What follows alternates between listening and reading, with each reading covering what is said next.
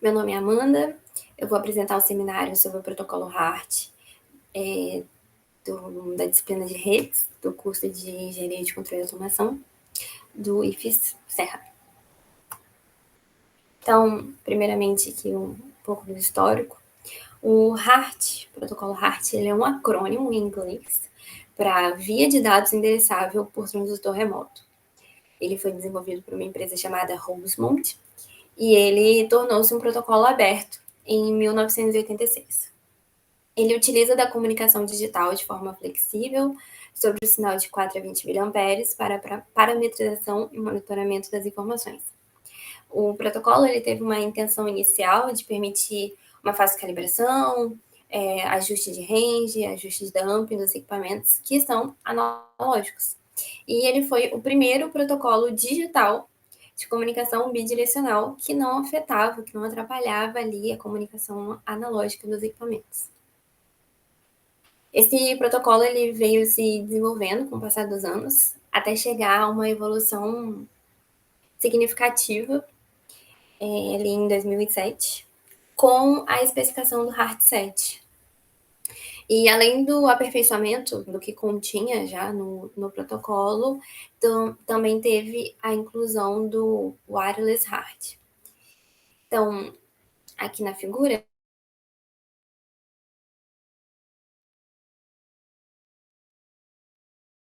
ele tem monitoramento de processo, diagnóstico, configuração e acesso remoto, o que o protocolo possibilitava. E já com o HART7, além do wireless, já temos sincronização de tempo, segurança, como criptografia, decodificação, enfim, realmente teve essa evolução bem significativa. E apesar de existir já outras tecnologias sem fio, como Bluetooth, o Zigbee, o Wireless HART é o mais adequado para ser instalado nos ambientes industriais, porque comparado com o infravermelho e Bluetooth, a distância que o Wireless HART pode percorrer é bem maior, e comparando com o Zigbee, existe uma camada ali de segurança que é muito mais confiável nesse protocolo. Aqui a gente consegue fazer uma comparação com um modelo OSI, então no que é o modelo OSI, o que tem no o HART e no Wireless HART, a gente consegue perceber que ele não tem a camada de apresentação e nem de sessão, no caso do Wireless HART, e no caso do HART, ele não tem a camada de transporte, nem de... Não, desculpa, ele tem a camada de transporte, mas não tem a camada de rede. Então, isso será falado nos slides posteriores, mas aqui, né, já dando um resuminho.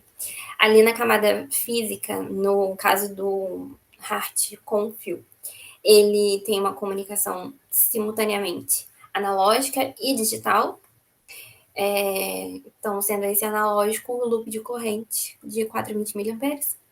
Ele, na camada ali de enlace, ele é orientado a byte, ele tem a passagem de token e também o mestre-escravo, enquanto que no Wireless HART ele funciona a uma frequência de 2.4 GHz, como é o Zigbee, e também tem TDMA e CSMA.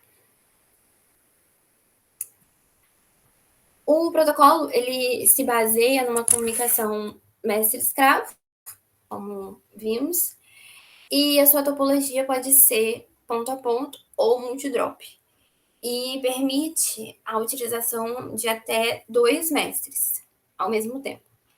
Tem o mestre primário, que pode ser um computador, pode ser um PLC, e o mestre secundário, que geralmente é algum software de configuração ou de calibração. O modo multidrop, ele permite que vários equipamentos sejam conectados em um mesmo barramento.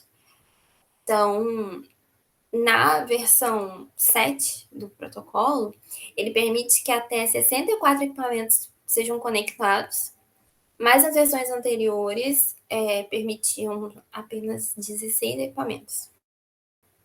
Também tem o modo Burst, que é o modo rajada, feito ponto a ponto, e nele um escravo fica continuamente mandando mensagem, num tempo pré-determinado.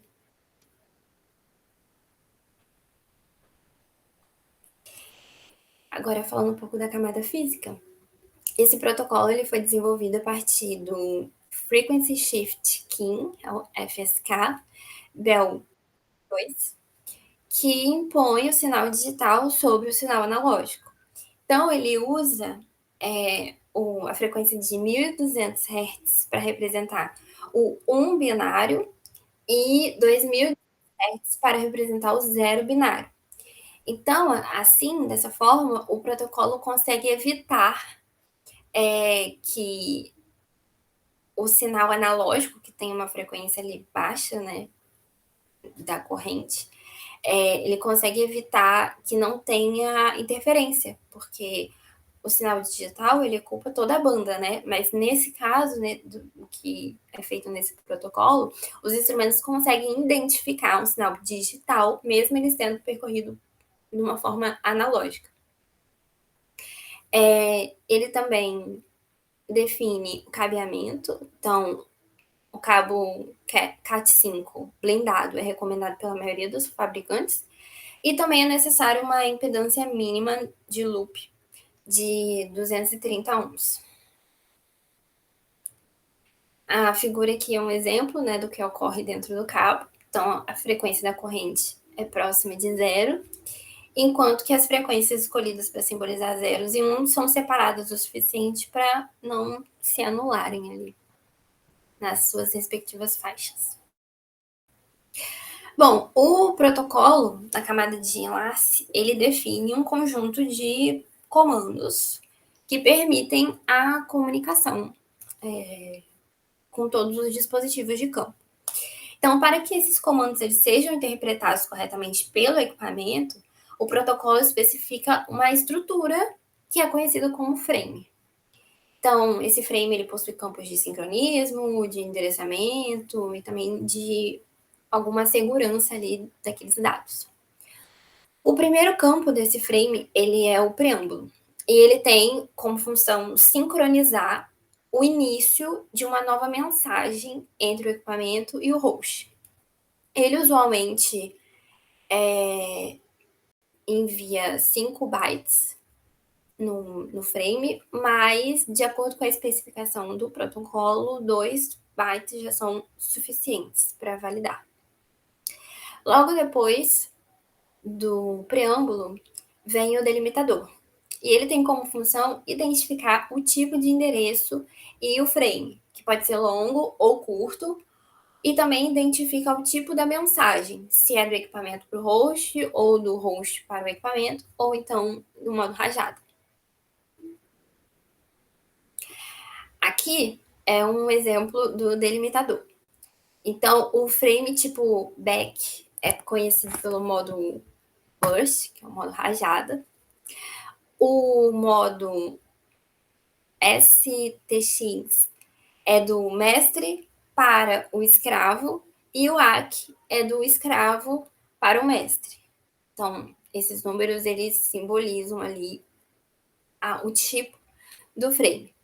Tem também a forma da comunicação, se é síncrona ou se não é o número dos bytes de expansão e também o endereço, o tipo do endereço. Como eu falei, pode ser ou curto ou longo. O campo seguinte ao delimitador é o responsável pelo endereçamento do equipamento a qual o frame é destinado. Então, o campo endereço pode ter 1 ou 5 bytes, dependendo do tipo do frame especificado ali no delimitador. Então, o frame curto, que é o da esquerda, ele possui 1 byte e é utilizado geralmente para identificação inicial do equipamento. Os 2 bits mais significativos, eles indicam o tipo do mestre, se ele é primário ou se ele é secundário, e se o equipamento está em modo rajada. Esses 2 bits, eles são usados da mesma forma no frame longo. E no frame longo ainda tem 3 bytes que identificam o equipamento propriamente dito. Então, é um campo ali de Unique Device Identifier, que é um ID do dispositivo que é próprio para cada um. Então, após o campo de endereçamento, tem o campo de comando. Esse campo especifica o comando que refere os dados contidos no frame em análise. Então, a norma do protocolo, ele especifica faixas dos comandos e cada faixa identifica um tipo. O byte count é responsável por identificar quantos bytes de dados estão sendo enviados no frame. E o campo de dados, ele possui tamanho variado, por isso o byte count, porque os dados a serem enviados tanto na requisição ou na resposta dependem do comando que é enviado e da necessidade também do usuário para alguns comandos. Então, para isso é enviado o byte count primeiro, né, para que o equipamento ali saiba identificar quantos bytes virão a seguir. E por último, tem o checksum, que é responsável pela validação ali dos bytes transmitidos com um certo nível de segurança. Sobre a integração com o TCP/IP, foi lançado em 2012 o HART-IP, e ele foi desenvolvido para simplificar a integração dos dispositivos de campo em sistemas de controle. Então, com ele, não tem a necessidade de mapeamento variável ou, então, configurações complicadas. Ele fica muito mais plug and play.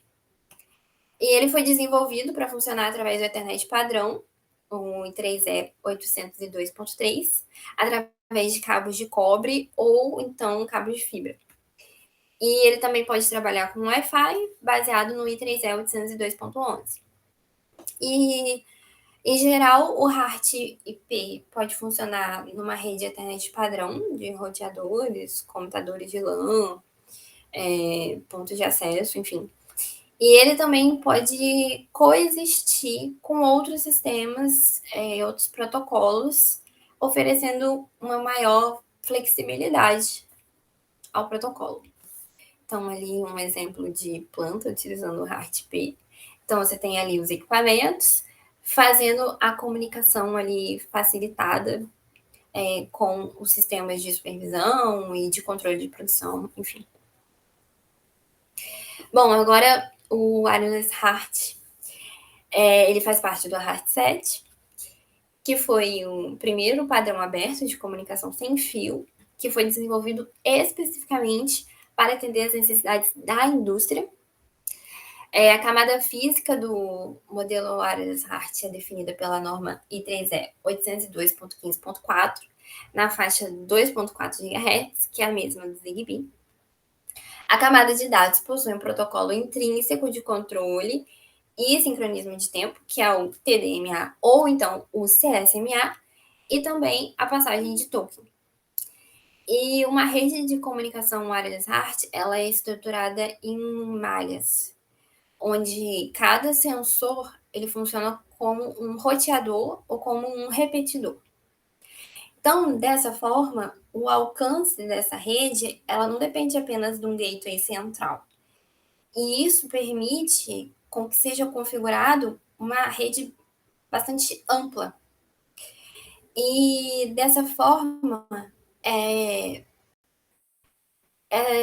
você garante que se houver alguma situação de obstrução que possa causar alguma interrupção de alguma comunicação, o próprio sistema, ele próprio remaneja e consegue rotas alternativas.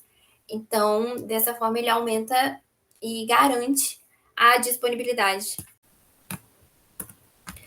Eu coloquei aqui um exemplo de um instrumento que tem como característica a utilização do protocolo de comunicação HART. Ele é realmente um protocolo bem difundido na indústria, muitos equipamentos utilizam dele. Esse, no caso aqui, é um posicionador de válvulas. Inclusive, no laboratório de instrumentação aí do campus, muitos instrumentos nós usamos dessa comunicação para fazer a configuração, enfim. Ele é realmente um protocolo muito usado na indústria. Então, entre as suas vantagens, tem ali a flexibilidade de você poder usar esse artifício de conseguir juntar o sinal digital com o analógico para transmitir informação. Além da variável primária monitorada, o protocolo traz consigo informações adicionais de outras variáveis medidas ou calculadas pelo transmissor, então ele não se limita a uma função só, a uma variável apenas.